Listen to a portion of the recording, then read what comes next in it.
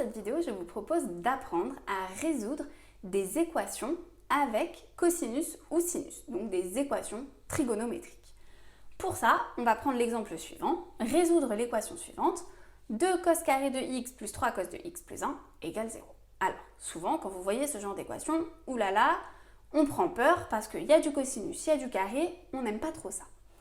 Mais finalement, si on regarde bien cette équation, ça doit vous faire penser à quelque chose. Ça doit vous rappeler les équations du second degré. La seule différence, c'est que c'est pas x au carré plus 3x, c'est cos de x.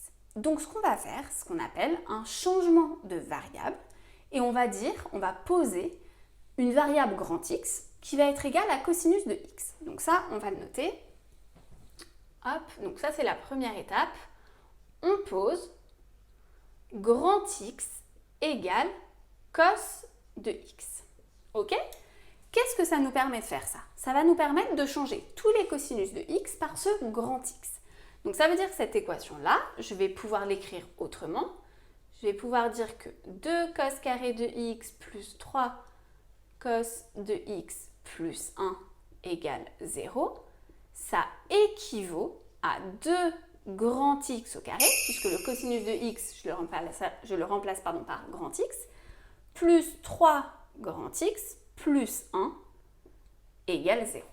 Et en quoi ça m'aide? C'est que là, j'ai une équation du second degré. Et que du coup, résoudre cette équation, je sais faire. Parce que pour résoudre une équation du second degré, il suffit de calculer le discriminant. Donc c'est parti, on va pouvoir calculer delta. Première chose, on note le A, le B et le C. Donc A, c'est ce qui est devant x au carré, il vaut 2. Le B, ce qui est devant x, il vaut 3. Et le C, il vaut 1. Je vais calculer mon petit delta. La formule, on s'en rappelle bien sûr, b carré moins 4ac. Le B, c'est 3 au carré moins 4 fois 2 fois 1. 3 au carré, 9, moins 4 fois 2, 8, fois 1, 8. 9 moins 8, 1. Je trouve que delta vaut 1. 1, c'est plus grand que 0. Donc ça, ce sont des rappels vraiment sur les équations du second degré. Donc, l'équation admet 2 solutions. Quand c'est positif, rappelez-vous, on a 2 solutions. Admet 2 solutions. Et je vais calculer ces 2 solutions. Mais attention, vous allez trouver grand X1 et grand X2. Vous allez trouver par quoi il faut remplacer grand X pour que tout ça fasse 0. Donc ici, il faut bien que vous pensiez à mettre grand X1 et grand X2. Donc la formule moins b moins racine de delta sur 2a égale, je remplace, donc moins 3 moins racine de 1 sur 2 fois 2. Hop, je vais effacer x2, je le mettrai plus bas.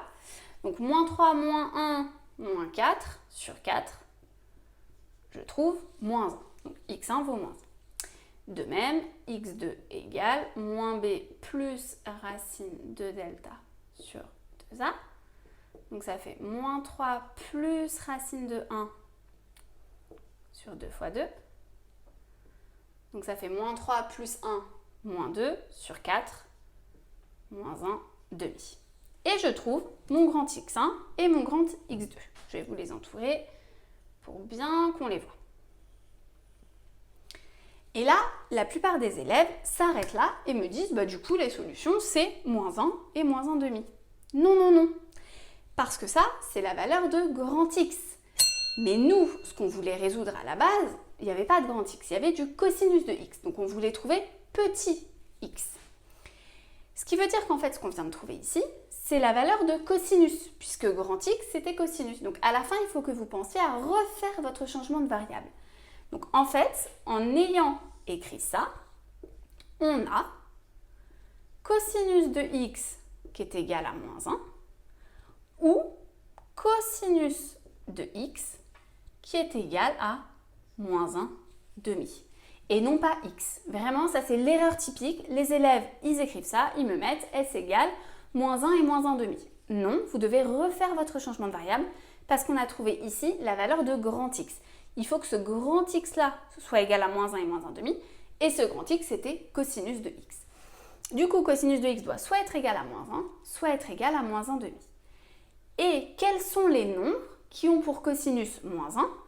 Quels sont les nombres qui ont pour cosinus moins 1 demi? Et bien pour ça, on va faire le cercle. Et on va regarder sur notre cercle quels sont les nombres qui ont pour cosinus moins 1 et quels sont ceux qui ont pour cosinus moins 1 demi.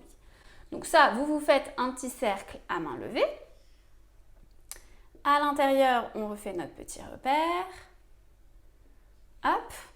Donc rappelez-vous, les cosinus, c'est sur l'axe des abscisses. Donc là, j'ai les cosinus et là, j'ai les sinus.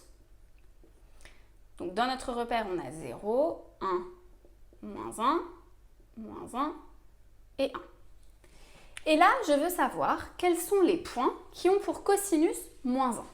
Donc le cosinus vaut moins 1, ça veut dire que je suis ici. Quel est le point qui correspond à la croix que je viens de vous faire dans le cercle trigonométrique? Ce point, c'est pi.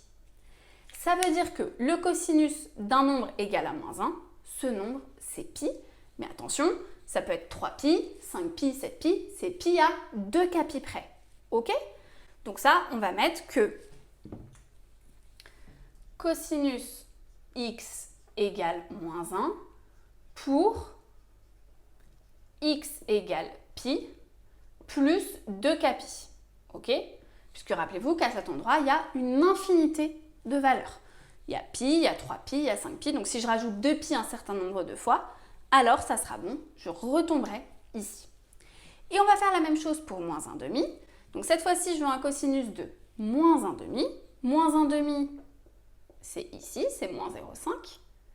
Eh bien, quel nombre a pour cosinus moins 1 demi?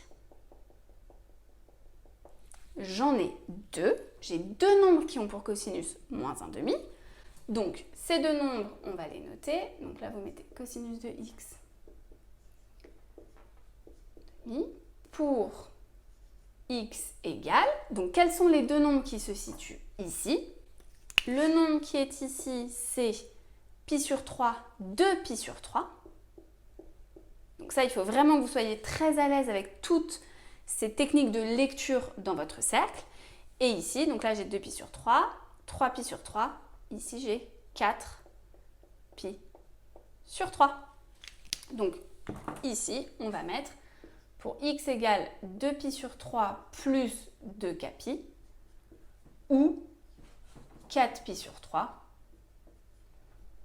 plus 2 capi.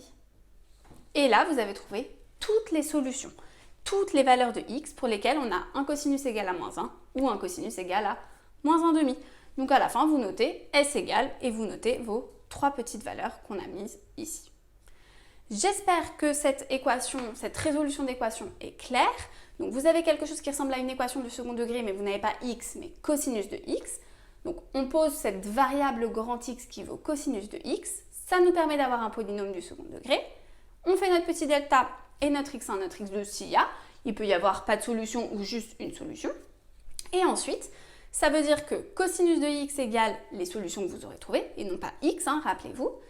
Et après, on va s'aider du cercle pour déterminer les valeurs qui nous permettent d'avoir cosinus de x égale aux valeurs que vous aurez trouvées. Ce serait exactement la même chose si c'était sinus. Un petit détail très important, c'est que, attention, le cosinus et le sinus sont toujours compris entre moins 1 et 1. Ça veut dire que là, s'il y avait une des solutions où vous aviez trouvé 3, donc ça veut dire cosinus égale moins 1 ou cosinus égale 3, eh bien la solution 3 aurait été impossible. Il n'y a aucun nombre qui nous permet d'avoir un cosinus égal à 3. Donc en gros, ça aurait été éliminé. On n'aurait rien eu à faire. Par contre, cosinus de x égale moins 1, là on aurait quand même pu trouver qu'il y avait pi plus 2 capi. N'hésitez pas à vous entraîner à faire d'autres équations dans ce même type. C'est vraiment avec l'entraînement que vous allez comprendre ce principe très important. N'hésitez pas à me poser toutes vos questions en commentaire si vous en avez. Et je vous dis à bientôt les loulous!